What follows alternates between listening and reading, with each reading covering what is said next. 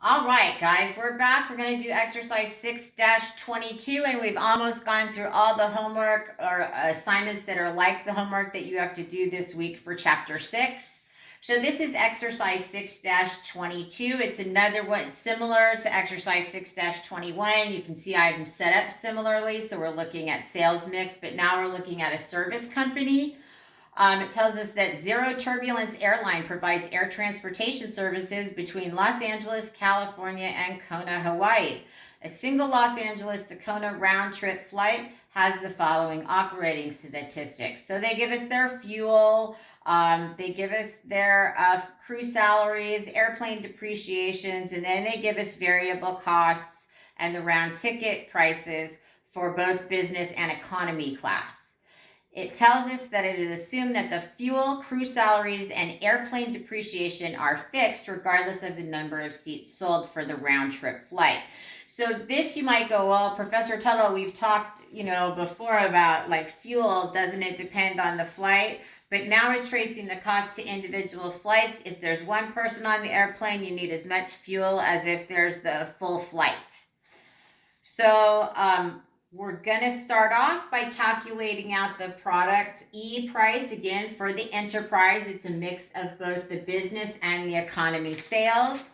They have told us that in number A, it says compute the break-even number of seats sold on a single round-trip flight for the overall enterprise E.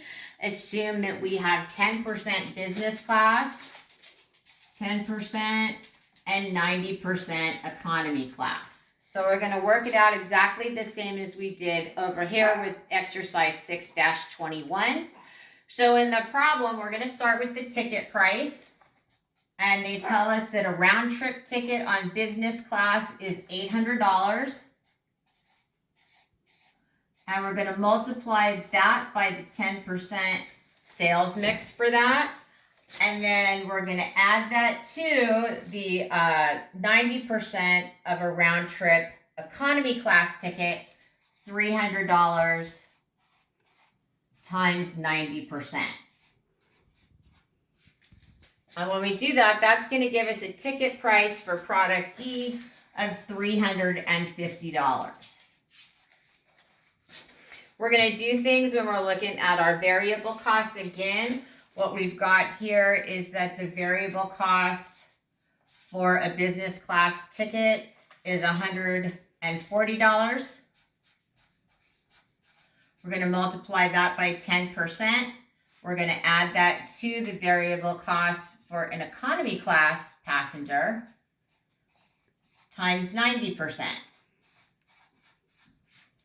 And I noticed they charge us a whole lot more for only $20 more of variable cost there.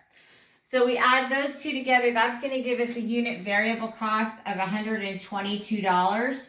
And that's going to give us a unit contribution margin for product E of $228. So the next thing that we have to do before we can do the total number of break-even seats is we have to calculate out our fixed costs. So remember, we have to put that into our formula. So if we're looking at fixed costs total, the problem has told us that fuel is a fixed cost. So that's $7,000. Flight crew salaries. Flight crew salary is $3,200. And airplane depreciation is $3,480. So we end up with total fixed costs of $13,680. Pop it. I'll answer your question when I'm finished with the problem. All right, so that's, we've done that for A. Now we can do the total number of seats at the break-even point. Again, remember, we've got our break-even point. This is units again, because we're looking at seats here. That's going to equal our fixed cost divided by our contribution margin. Fixed cost divided by unit contribution margin. So that's going to give us our fixed cost, which we calculated out at $13,680. And we're going to divide that by the $228 unit contribution margin we calculated above. And that's going to give us a break-even point in units here of 60 seats. Doesn't seem like that many seats, does it?